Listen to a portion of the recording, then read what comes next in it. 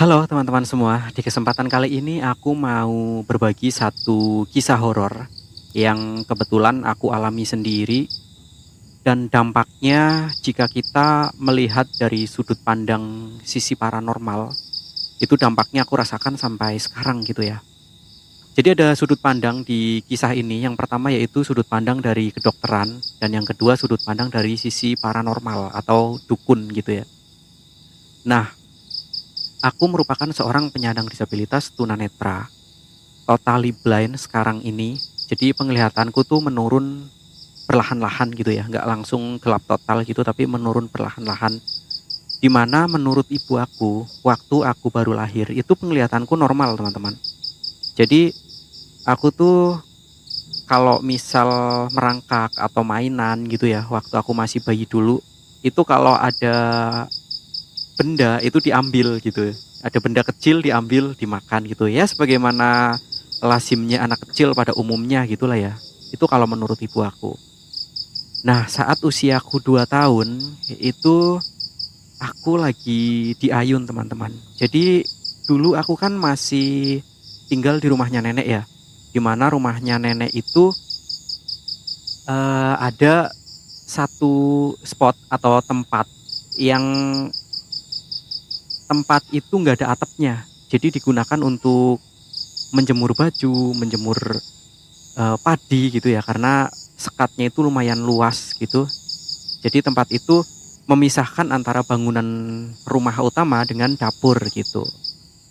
Nah, dari aku bayi, ayunan zaman dulu ya, mungkin teman-teman pernah lihat ayunan yang pakai kain dan diikat pakai tambang gitu, itu dibikin di dapur. Jadi kata ibuku itu biar kalau misal aku lagi tidur di ayun, terus aku kebangun, itu nggak perlu lari-lari ke depan gitu loh, ke rumah utama gitu. Jadi aku tuh di ayunnya di dapur. Nah, aku sampai usia 2 tahun itu tidurnya masih di ayun, teman-teman. Jadi dulu kan nenek kan dagang, jualan gitu ya, jualan gorengan dan sebagainya gitu. Jadi kalau misal ibu lagi bantu-bantu nenek masak di dapur, itu aku sambil tidur, sambil di ayun-ayun sama ibuku, dan ibuku sambil masak gitu. Nah, di suatu hari kondisi cuacanya itu bener-bener lagi kurang bersahabat, teman-teman ya. Jadi anginnya kenceng, terus ada petir dan sebagainya. Waktu itu ibu masih masak, masih bantu-bantu nenek di dapur. Dan aku seperti biasa tidur siang, waktu itu sekitar jam 2 siang. Waktu aku lagi tidur, aku tuh kebangun karena mungkin ya aku kaget gitu kan. Mungkin karena ada petir atau apa, aku kaget kebangun dan langsung nangis, teman-teman. Jadi ibuku yang lagi masak waktu itu langsung mengecilkan kompor, terus ya aku berusaha mau diangkat dari ayunan gitu kan. Tapi waktu itu aku tuh bener-bener nggak mau diangkat dari ayunan, itu nggak mau. Dan mataku itu terus melihat ke bagian rumah yang nggak ada atapnya gitu ya, yang nggak ada gentengnya. Jadi aku tuh matanya terus melihat ke bagian itu sambil ngomong, mama berdoa gitu. Karena anak usia 2 tahun itu kan ngomongnya udah lumayan lancar gitu ya. Jadi aku tuh terus ngomong kayak gitu kalau kata ibuku. Aku sama sekali nggak ingat peristiwa itu ya. Nah, setelah aku mau diangkat sama ibuku dari ayunan dan aku nggak mau, aku tuh tiba-tiba nangis, nangis yang bener-bener nangis, dan mataku itu melihat ke atas, ke bagian spot yang terbuka itu ya, yang nggak ada atapnya itu. Aku nangis sampai kejang, bener-bener kejang, teman-teman. Matanya yang kelihatan tuh cuma putihnya semua gitu. Dan semenjak peristiwa itu, penglihatanku mulai terganggu. Jadi bola mataku tuh bagian hitamnya tuh goyang-goyang gitu ya. Nah, kalau diperiksakan ke dokter, itu katanya mataku waktu itu kena plus, plus 4 gitu. Waktu aku masih kecil ya. Kalau kemarin tahun 2021 waktu aku mau kuliah, itu mataku udah glaukoma gitu, dan udah lebih dari 70% saraf mataku rusak. Jadi aku udah buta permanen gitu. Nah, kalau kalau diikhtiarkan ya, diikhtiarkan ke paranormal, itu katanya mataku tuh beradu pandang gitu, beradu pandang sama matanya makhluk halus. Jadi mataku sama matanya makhluk halus itu beradu pandang waktu peristiwa aku nangis sampai kejang itu. Dan mataku yang kalah tentunya gitu ya, orang tatap-tatapan sama makhluk halus gitu kan. Jadi mataku yang kalah gitu.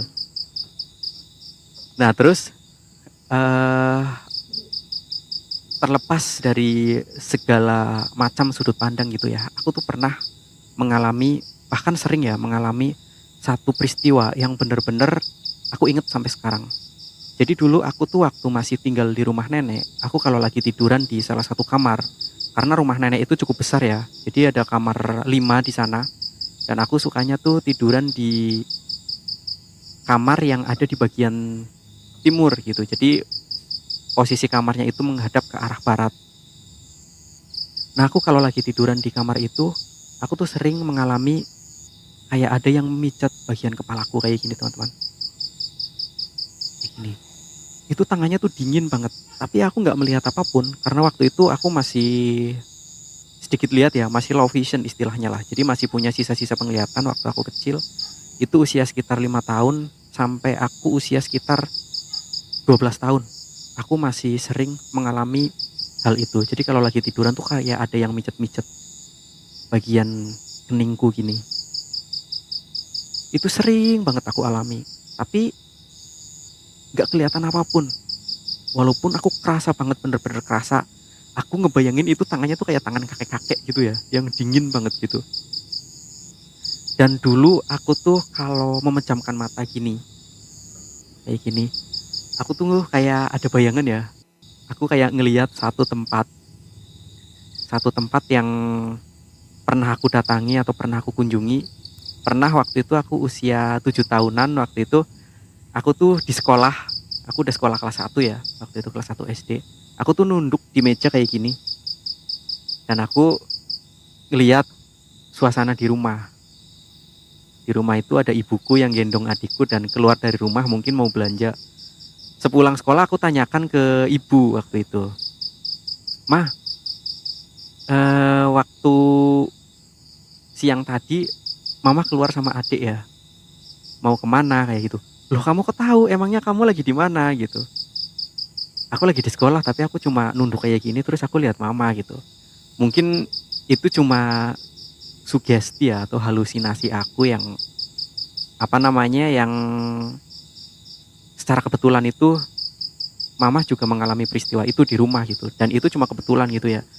Tapi aku tuh bener-bener lihat itu gitu. Jadi kalau aku memejamkan mata atau aku menutup mataku, aku tuh ngelihat satu tempat yang kadang-kadang tuh cocok sama peristiwa yang nyata yang ada di tempat itu, seperti itu. Tapi itu dulu waktu aku kecil ya, sekarang nggak lagi. Ya mungkin udah banyak dosa atau apa jadi nggak bisa nerawang lagi gitu ya. Ya itu dulu. Dan masih banyak lagi peristiwa-peristiwa horor yang pernah aku alami waktu aku masih tinggal di rumah nenek, yang kalau menurut paranormal itu ada hubungannya sama peristiwa hilangnya penglihatan aku. Terlepas itu teman-teman mau percaya apa enggak, silahkan teman-teman sampaikan pendapatnya di kolom komentar. Di lain kesempatan aku akan menceritakan lagi peristiwa yang lain yang masih kisah horor juga gitu ya, dan ada hubungannya dengan hilangnya penglihatan aku gitu. Seperti itu teman-teman. Terima kasih sudah menyaksikan video ini.